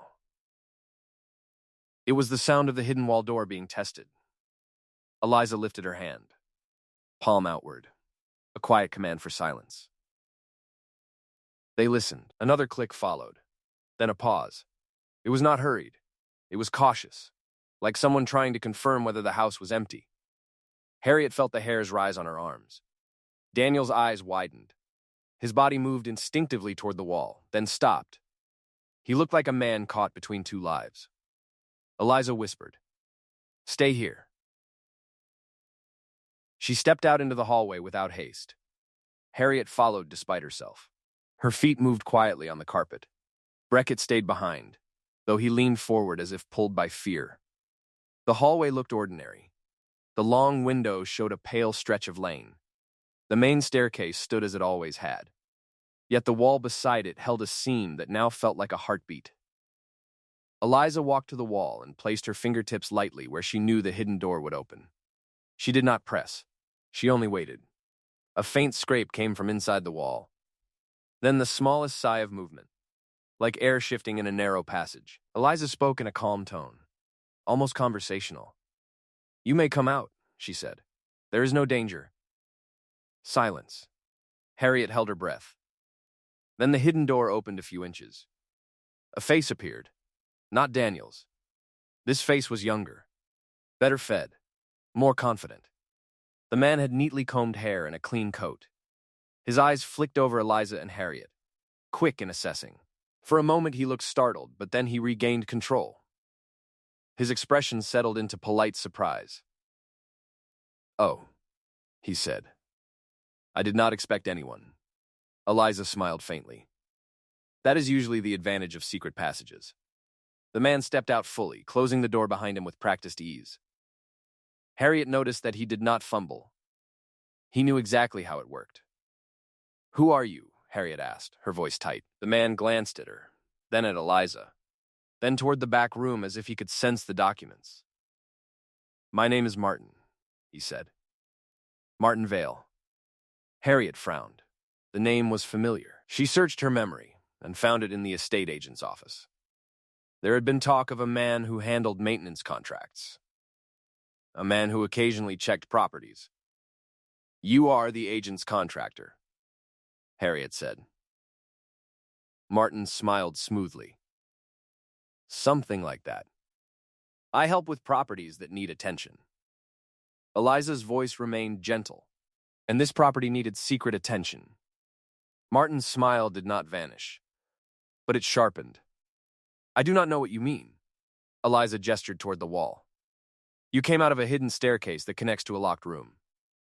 That suggests you know exactly what I mean." Martin exhaled as if mildly annoyed. "This is becoming unnecessarily dramatic." Harriet stepped closer, anger tightening her throat. Unnecessarily. There was a man hidden here for decades. Martin's eyes flicked toward the back room door. He looked as if he might run. Eliza spoke quickly and softly, cutting off the moment before it turned sharp. "Martin," she said, "if you run, you will be noticed. And if you are noticed, the story you have protected will collapse. Let us speak instead." Martin hesitated. His gaze shifted again, measuring windows and exits. Then he gave a small laugh. "Very well. Speak." Eliza nodded toward the sitting room. Inside. Somewhere comfortable. This house has had enough hallway scenes for one lifetime. Martin's jaw tightened. But he followed. Harriet followed too, and Daniel stepped out behind them, his presence making Martin's eyes widen for the first time. Martin stared at Daniel. The smoothness on his face cracked. For a second, he looked genuinely unsettled. "You are supposed to be down there," Martin said quietly, almost without thinking. Daniel's voice was steady. "I am supposed to be wherever you decide." Martin recovered quickly. "This is not your decision either." Eliza watched Martin with the patient focus of someone unraveling thread. "Now we hear it," Eliza said. "Not cruelty with shouting. Cruelty with routine." Martin sat stiffly on the edge of a chair. Harriet remained standing. Daniel stayed near the window, watching the lane as if learning how daylight behaved. Eliza sat opposite Martin. "Tell us why you are here," she said. Martin's expression turned defensive. "I was asked to check the property." "By whom?" Eliza asked. Martin hesitated. Beckett entered the sitting room then, pale and sweating, and Martin's gaze darted to him. Eliza noticed. "By the solicitor," Eliza said softly. Beckett's voice rose. "That is not true." Martin gave a small shrug. "Not directly. Through arrangements." Eliza leaned forward slightly. "Arrangements to keep Daniel hidden. Arrangements to keep supplies coming. Arrangements to ensure nothing in the back room is disturbed. Arrangements to protect an inheritance?" Beckett's face tightened. "This is absurd." Eliza's gaze remained fixed. "Then you will not mind if we read the documents that explain it." Beckett did not answer. Harriet's heart pounded. The truth was not a single revelation. It was a net, and they were beginning to see how many hands had held its ropes. Outside, Elderberry Lane remained quiet. Inside, the house had finally gathered the people who had relied on its silence, and the ordinary day was becoming impossible to maintain. Eliza did not raise her voice. She did not threaten. She did not accuse with anger. Instead, she did something far more unsettling. She began to speak as if the truth were already known, and all that remained was to place it in the correct order. "Martin," she said, "you have been coming here to maintain a living secret. You have been paid for it. You have been careful. That means you are not acting alone." Martin's eyes narrowed. "You do not know what you are talking about." Eliza nodded. "Perhaps not everything. Yet I know enough. Ink? That is fresh. Supplies listed 2 weeks ago. A door opened with familiarity. A man who said Daniel was supposed to be down there. Those are not guesses." Harriet watched Martin's hands. His fingers flexed slightly as if he wanted to grip something. He looked like a man who had expected shadows and found witnesses. Daniel's voice came quietly from the window. "You brought me bread in winter, when the village shops were closed. I always wondered who decided I deserved that mercy." Martin's jaw tightened. It was not mercy. Daniel turned his head slowly. "Then what was it?" Martin did not answer. Eliza placed a folder on the coffee table. She had brought it from the back room. She did not open it yet. She let it sit there like a weight. "This estate," Eliza said, "was meant to pass cleanly, without questions. If Daniel existed, the clean line fractured, not because he demanded anything, but because his existence itself changed the story." Beckett stepped forward. He was provided for. He was safe. He was not harmed. Harriet looked at him sharply. He was hidden. Breckett's voice became brittle. The family acted as they believed best. Eliza's tone remained quiet, and you continued what they began. Breckett's eyes flashed. I am a solicitor. I follow instructions within the law. Eliza nodded. Then you will welcome the law's gaze. The documents will be very interested in your definition of instruction. Martin shifted in his chair. He seemed to realize the room had changed around him. He was no longer the man stepping through a secret door with confidence. He was the man trapped in daylight. Eliza turned her attention to him again. Who pays you? She asked. Martin's lips pressed together. I am not required to answer you. Eliza smiled faintly. No, but you will answer someone. If you do not answer here, then you will answer later, when you have fewer choices. Harriet felt a cold calm settle over her. She understood now why Eliza was effective. Eliza did not chase. She arranged the path so that running became pointless. Martin's shoulders sank a fraction. It was Mr. Breckett, he said at last. Not openly. Through maintenance invoices. Through property costs. It was folded into paperwork. Breckett's face drained again. That is not accurate. Martin's eyes hardened. Do not pretend now. You told me to keep the place stable. You told me to ensure no one found the passage. You told me to keep him comfortable enough that he would not panic and do something foolish. Daniel's voice was low. Like leave. Martin's gaze flicked to Daniel, then away. Yes. Harriet's stomach turned. So you kept him fed so he would stay hidden. Martin spoke with forced bluntness, as if honesty would lessen the shame. It was the arrangement. He was not meant to suffer. He was meant to remain quiet. Eliza nodded as if ticking off a list. And after Edwin died, why continue? Breckett's voice rose, strained. Because the estate was in transition. Because there were complexities. Eliza looked at him. Complexities such as someone else inheriting if Daniel's existence became public. Breckett's mouth opened, then closed. Harriet stared at him. Who? Breckett did not answer. Eliza opened the folder on the table. She removed a document and held it so that the light fell across it. She did not read the entire page aloud. She did not need to. She only read the first line that mattered. Harriet heard the words and felt her body grow still.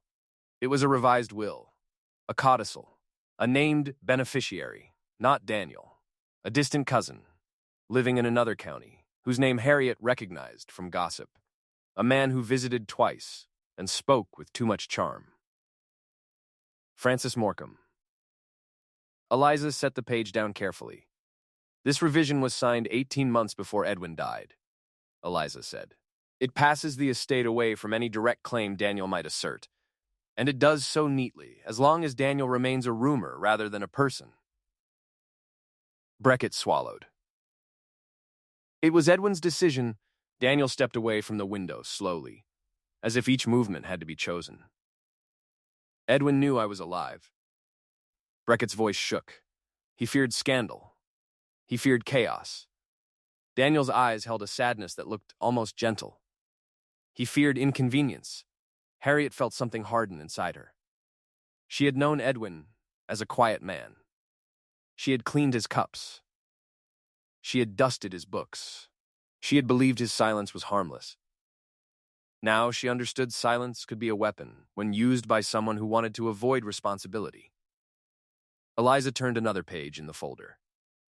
And this, she said, is a letter from Mr. Breckett to Francis Morcom, dated 6 months ago, after Edwin died. Breckett's eyes widened. That is confidential correspondence. Eliza nodded. So you say... Harriet heard Eliza read a few lines. Not many, just enough. The letter described the property, the timeline of sale, and a phrase that made Harriet's throat tighten. Keep the internal matter contained until transfer is complete. Internal matter. Daniel's existence reduced to a neat phrase. Daniel's hands trembled. He did not shout. He did not strike the table. He simply sat down heavily on a chair, as if his body had finally become too tired to hold itself upright. I was never a person to them, he said quietly. I was a problem to manage. Martin looked away, his face tight. Harriet's voice shook. And you helped. Martin's eyes flashed.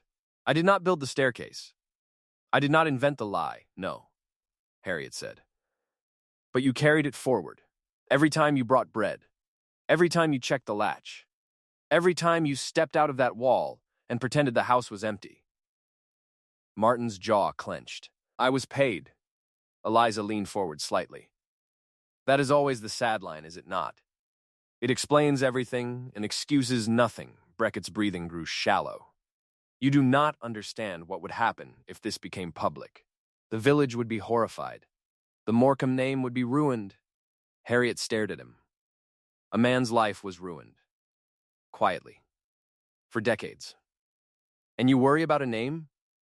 Brackett's voice turned pleading. We can resolve this privately. Daniel can be compensated. He can move away. The house can still be sold. Nobody needs to know. Daniel lifted his head. His eyes were wet, but his voice was steady. Nobody needs to know, he repeated. That was the sentence that built my prison. Eliza nodded slowly. And it is the sentence that ends here. A silence settled. The clock ticked. The lane outside remained calm. Then a new sound came from the front of the house.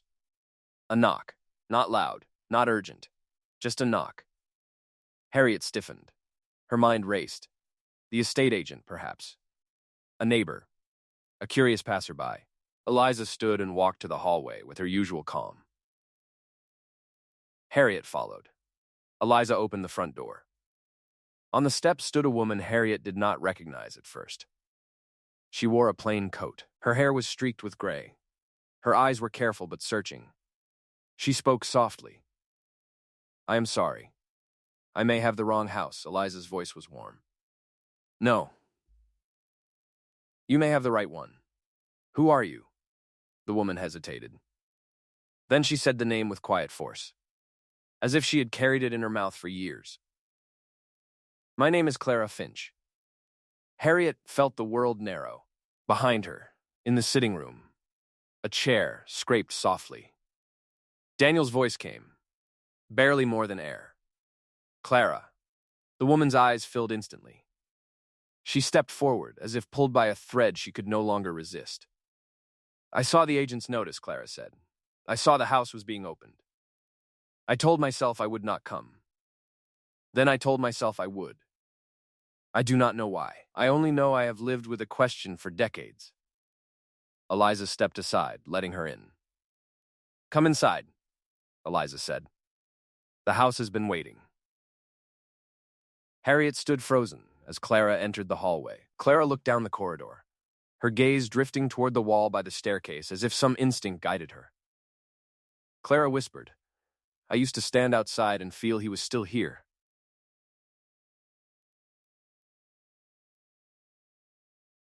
Harriet's throat tightened. She understood now. This was not only a matter of inheritance. It was a matter of human damage that had been treated as paperwork. Eliza looked back toward the sitting room, where Brackett and Martin waited, trapped by the arrival of the one person their entire arrangement had tried to erase. Elusive truths have a habit, Eliza said softly to Harriet. They return when the story grows tired of carrying them. Harriet watched as Clara walked toward the sitting room, and the quiet life they had all accepted began to break. Not with shouting, not with violence, but with the simple, unbearable presence of someone who had never truly forgotten. And in that calm, the last excuse for secrecy began to crumble. Chapter 6, When the House Finally Speaks. Clara Finch stepped into the sitting room as if she were entering a memory that had been left on a shelf too long. The air touched her face with the same faint scent of polish and old paper. Harriet watched her closely, noticing the small signs of restraint. Clara did not rush. She did not fall apart. She moved like someone who had spent years rehearsing calm, because calm was the only way to survive not knowing. Daniel rose from his chair the moment he saw her. Not quickly, not dramatically. He simply stood, as if his body recognized her before his mind dared to. For a few seconds, nobody spoke. Even the clock seemed quieter. The tick was still there, steady and unbothered. But the room had become a different place. Harriet felt it in her chest. It was the sensation of a story turning a page. Clara looked at Daniel, and her eyes widened.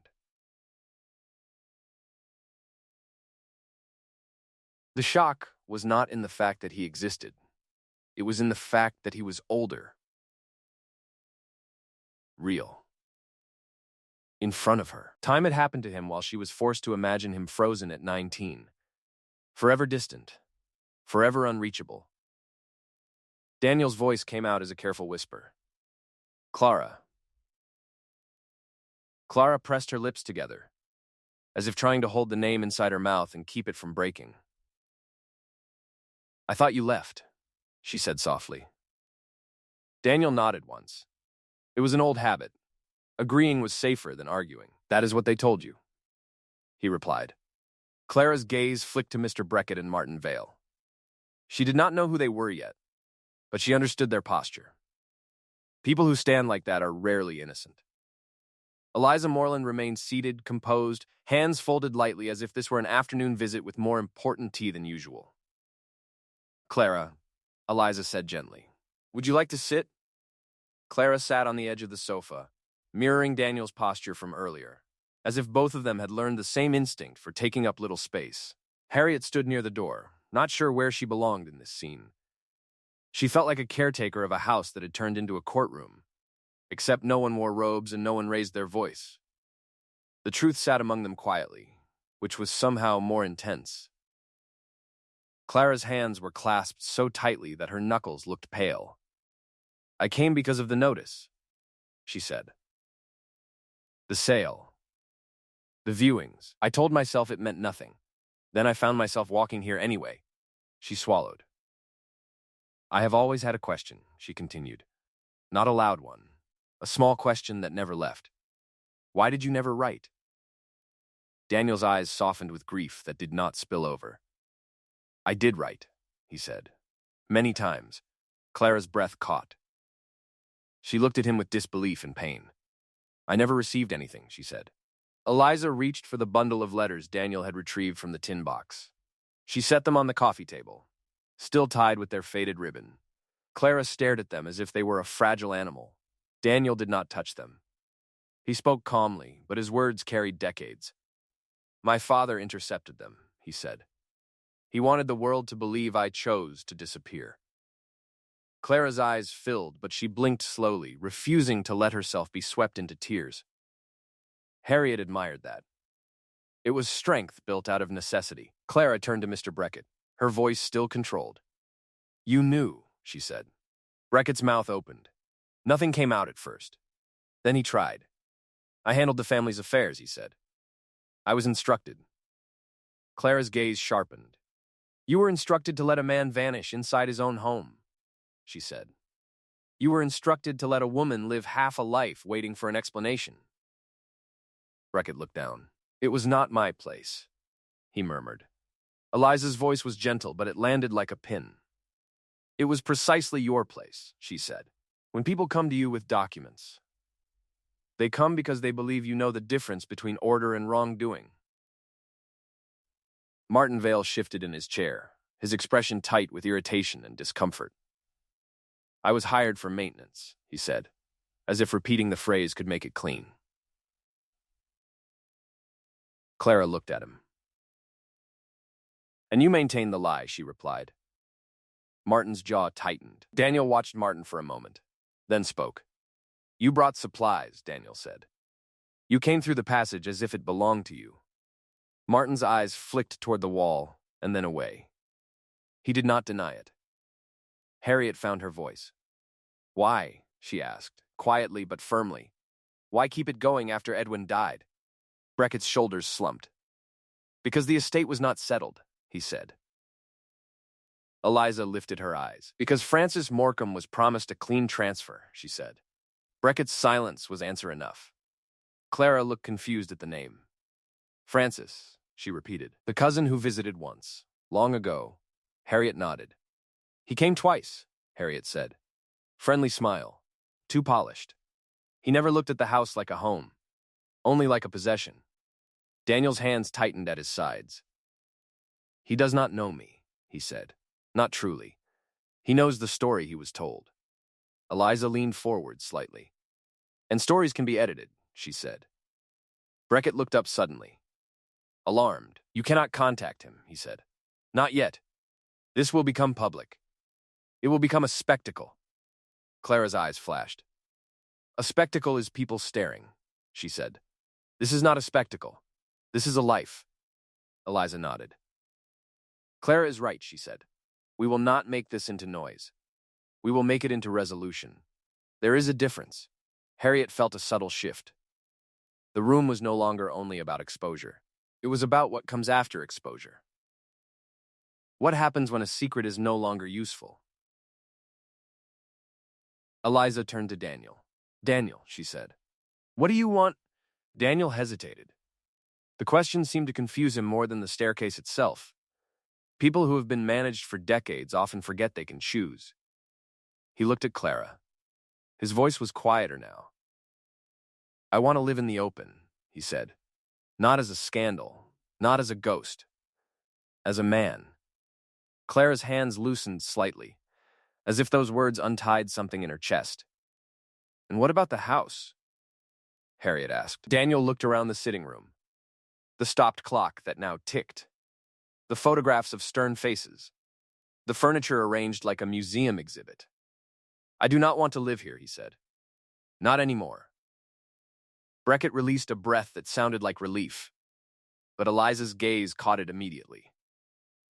Relief is premature, Eliza said. The house is not the only matter. The documents in the back room show payments and arrangements. They show deliberate concealment. They show attempts to label Daniel as unstable for convenience. Martin sat forward slightly. It was years ago, he said. Old men made choices. Everyone is gone. Eliza looked at him. Everyone is not gone, she said. The choices are still here. They exist in the ledgers. They exist in the trust. They exist in the revised will. They exist in the fact that Daniel is sitting in this room. Harriet felt the truth settle into a shape that could not be ignored. It was no longer mystery. It was responsibility. Clara reached for the bundle of letters. She did not open them yet. She only touched the ribbon. I used to think I must have imagined it, she said. That feeling that something was wrong. People told me I was romantic, overly hopeful, foolish. She looked at Breckett. They let me feel foolish, she said. Breckett's eyes were wet now, but Harriet did not feel sympathy. Tears did not erase decades. Eliza stood. We will handle this properly, she said. Quietly, but properly. Daniel will have independent counsel. Clara will have answers. The authorities may need to be informed, not for drama, but for record. And Francis Morecambe will not receive a house built on confinement without understanding what he is receiving. Martin rose suddenly. You cannot do that, he said, voice sharp with panic now. You do not know what you will start. Eliza met his gaze calmly. What we start, she said, is the end of a practiced cruelty. Harriet felt a chill, not from fear, but from clarity. The house had spoken. Now the village would have to listen. Outside, a car passed along Elderberry Lane. Ordinary. Calm. Unaware. Inside, the Morecambe house held a gathering that should have happened decades ago. Daniel turned to Clara. I am sorry, he said. Clara's eyes softened. I am sorry too, she replied. Not for loving you. For believing the wrong story. Eliza looked at Harriet. Would you be willing, she asked, to walk with Daniel through the front door today? Not the passage. Not the staircase. The front door? Harriet's throat tightened. She nodded. Yes, she said. Of course. Daniel stood slowly. His face was pale, But there was something in his eyes now that Harriet had not seen before. A quiet readiness. They moved into the hallway together. Harriet opened the front door. Cold afternoon air rushed in, carrying the scent of damp leaves and distant bread. Daniel stepped onto the front step. For a moment he simply stood there, blinking at the brightness of day as if it were a new language. Across the lane, a curtain shifted. Then another. The village began to notice, not with shouting, not with sirens, but with the soft movement of people realizing the familiar picture had changed. Harriet stood beside Daniel. Eliza remained behind them. A steady presence. Clara stepped to the doorway and watched. Her hand pressed lightly to her mouth. Daniel took one step forward, then another. The Morecambe house stood behind him, still and quiet, but no longer able to pretend it was only bricks and dust. It had been a cage. Now it was simply a building. And in that distinction, the world began to rearrange itself. The first person to speak was not a neighbor and not a passerby. It was Mrs. Eliza Morland, and she spoke softly, not to the village, but to Daniel. "Walk as you would if you belonged here," she said. "Because you do." Daniel's shoulders lifted slightly with a breath. He took another step, then another. Each movement looked simple, yet Harriet felt the weight of it. 39 years of hidden routes, and now the front path under open sky. A woman from 2 houses down appeared at her gate. She held a dish towel in her hands. Her eyes moved from Harriet to Daniel, then to Clara in the doorway. Her mouth parted, not with gossip, but with shock. "Harriet," she called softly. "Is everything all right?" Harriet kept her voice calm. "Yes," she said. "Everything is becoming all right." The woman frowned, trying to understand. She was not cruel. She was simply unprepared for truth arriving without warning. Daniel looked toward the road. His gaze lingered on the bakery sign at the corner. The village felt like a photograph he had once owned, and then lost. Familiar shapes, unfamiliar time. Clara stepped out of the house and moved to Daniel's side. Her presence was quiet, careful. She did not touch him yet. She walked beside him as if asking permission with every step. Eliza came down the front steps last, closing the door behind her with a calm finality. Inside, Mr. Beckett and Martin Vale remained. Harriet could almost feel the tension behind the door, like steam held in a kettle. Eliza turned to Harriet. "We do not need them for the next part," she said. Harriet nodded, but a question rose. "What happens now?" Harriet asked. Eliza's answer was simple. "Now we document," she said. "Then we decide what must be disclosed, and to whom. Quietly, carefully, but without allowing them to tidy this away again." They walked slowly down the lane. Not far, just enough to move away from the house's shadow. Harriet noticed people watching.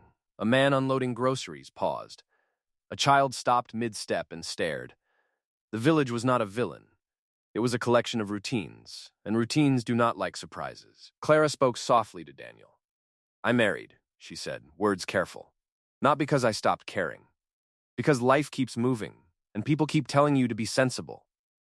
Daniel nodded. "I understand," he said. Clara's eyes filled again, but she did not cry. "He died 3 years ago," she added. "Kind man. Good enough. But there was always a part of me that stayed on this lane." Daniel's voice was steady but quiet. "I stayed too," he said. "In the walls. In the hours." They reached a small bench near the green. Eliza motioned for them to sit. Daniel sat first, then Clara beside him. Harriet stood close, feeling protective in a way she had never expected to feel toward a man she had not known existed. Eliza looked at Harriet. "Would you go back to the house," she asked, "and bring the folder with the revised will and the ledger copies? Not the originals, just enough to begin." Harriet nodded. "Yes." Eliza's gaze sharpened slightly. "And be careful," she added. "Martin Vale may try to remove items. Beckett may try to lock the room again. They will want the story to return to neatness." Harriet inhaled. "I will be careful," she said. She returned up the lane alone. The walk felt different now. The Morecambe house no longer seemed like a place she managed. It seemed like a place that had managed people. Harriet unlocked the door and stepped inside. The hallway greeted her with silence. Yet, it felt less heavy. As if the building had exhaled now that Daniel had left through the front. Voices drifted from the sitting room. Beckett was speaking, his tone urgent. "You should not have come today," he said. Martin replied, sharper. "You told me it was stable. You told me the old woman would not notice. You told me Harriet was predictable." Harriet stopped in the hall, listening. Her pulse stayed steady. Listening was not fear now. It was evidence. Beckett's voice trembled. "Do you understand what this will do?" he said. "Francis will not tolerate it. He will say we mishandled the estate." Martin scoffed. "Francis will say whatever saves him money," he said. "That is why he sent me. To ensure nothing changed before he signed." Harriet's stomach tightened. So Francis had sent Martin, not only Beckett. The chain was clearer now. Harriet stepped forward. The sitting room door was open. She walked in calmly. Both men turned. Martin's face hardened. Beckett looked pale. Harriet spoke quietly. "I heard you," she said. Beckett swallowed.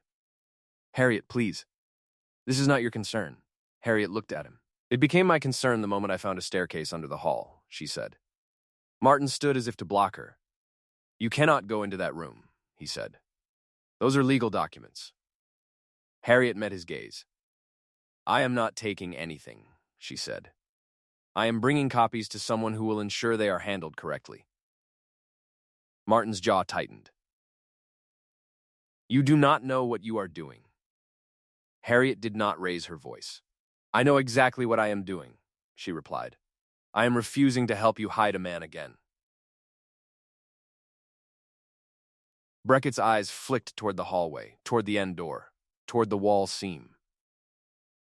He looked like someone whose world had been built on locked doors, and now found the locks useless.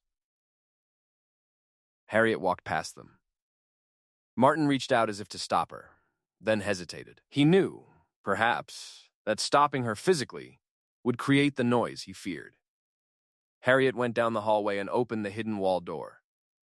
It yielded to her touch now with a strange ease. The secret no longer resisted. Secrets resist only when they believe they will remain secret. She climbed down into the passage, torch in hand.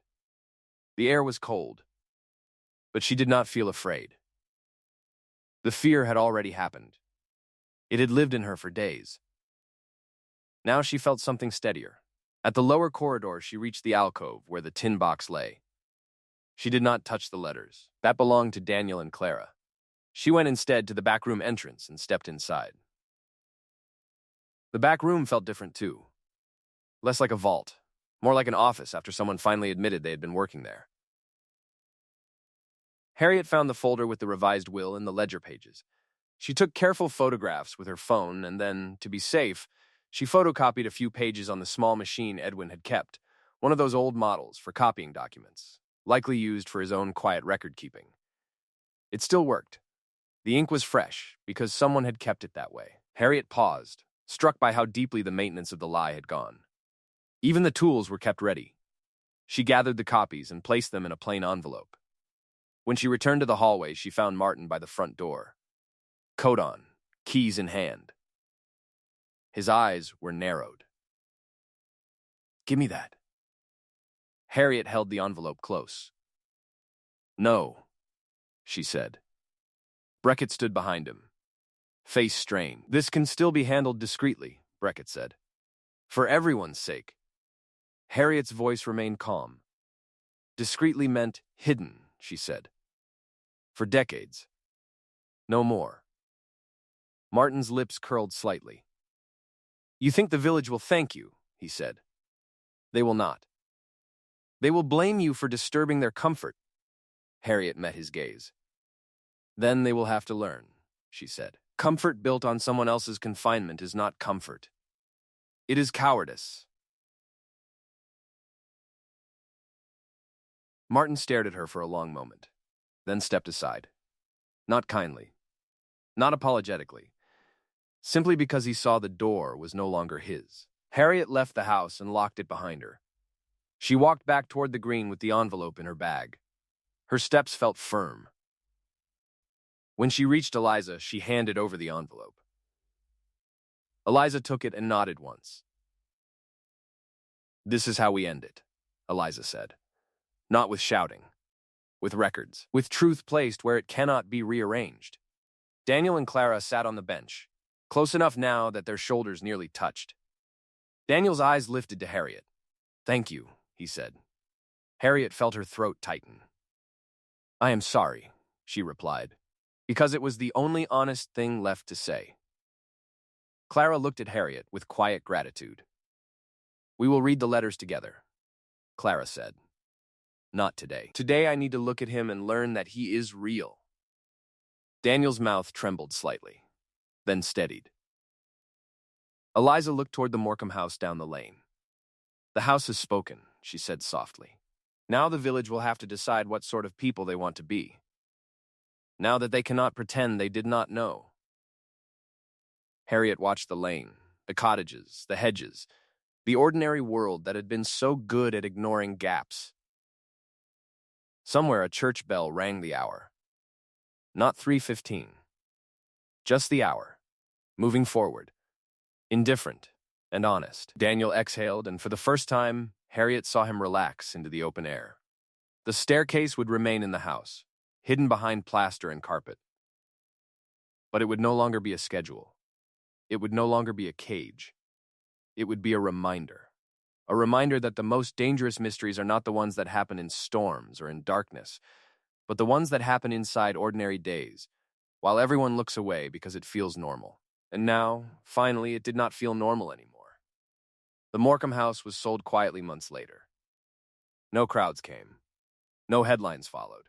The village adjusted the way villages always do, slowly, with lowered voices and thoughtful pauses.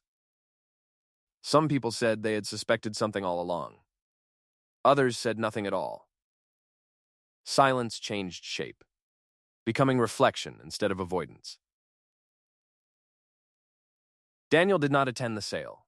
He did not need to. He had already left the house behind in the only way that mattered. He moved into a small cottage beyond the village edge, where doors opened without secrets and footsteps belonged to whoever made them. Clara visited often. Sometimes they spoke about the past. Often they did not. Presence was enough. Harriet continued her walks. When she passed Elderberry Lane, she no longer slowed unconsciously. The house was simply a house now. Bricks. Windows. Memory without authority. Eliza Moreland resumed her quiet routines. She did not speak of the staircase unless asked. She knew that truth does not need constant retelling once it has been acknowledged. The hidden staircase remained where it had always been, sealed and unused. Not erased, not destroyed, just unnecessary. And that was the real ending. Because mysteries do not always conclude with punishment or applause.